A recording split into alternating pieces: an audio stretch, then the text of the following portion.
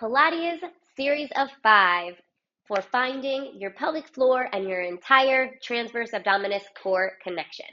So we're going to start down on our backs.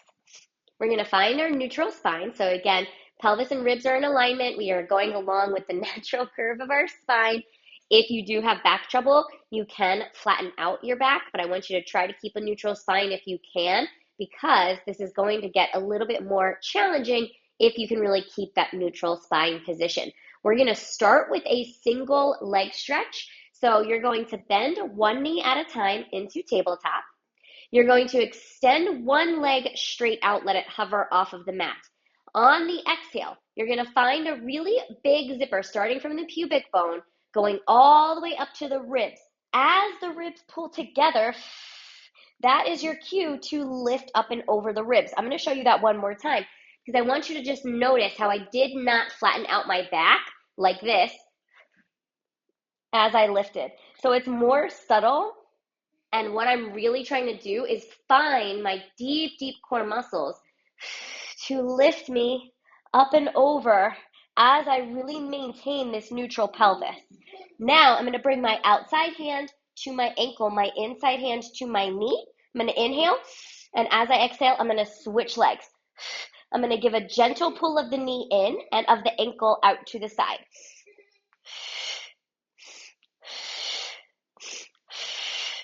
As I exhale, I'm really focusing on drawing the sit bones together, pulling up on my pelvic floor, and continuing to feel the ribs pull together. So I would say do 10 of these, and then we're going to rest right and come back down. We're going to try really hard to keep it out of our necks.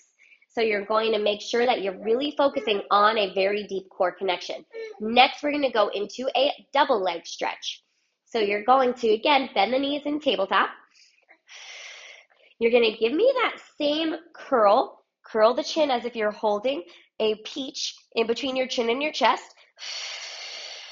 You're going to pull your knees in until you can reach your ankles.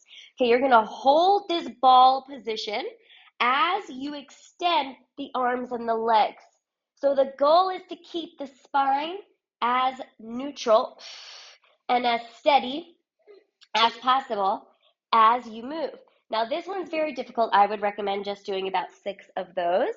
Okay, we're going to move on to a single straight leg stretch.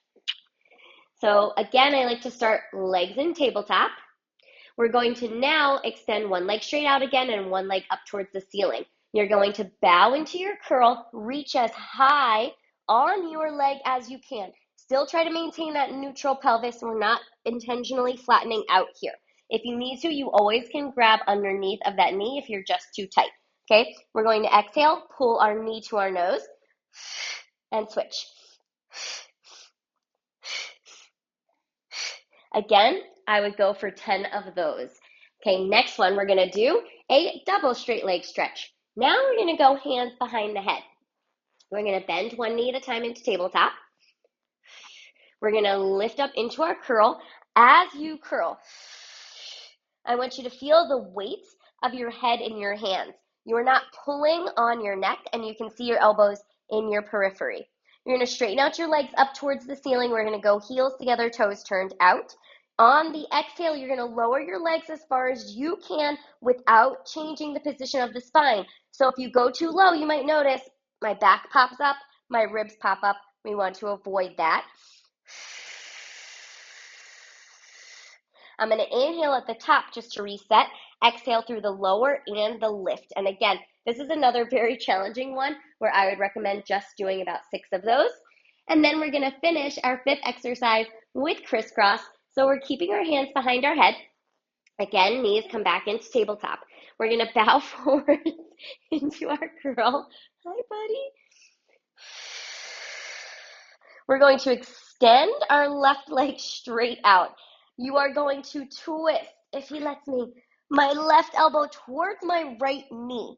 I'm going to stay lifted in the curl to switch. Notice how I'm not bicycling like we normally would see someone doing at the gym, right? I'm really trying to maintain my neutral pelvis as I move. And I'm going slowly and just twisting from the rib cage. Makes for a much more challenging exercise than your traditional bicycle crunches.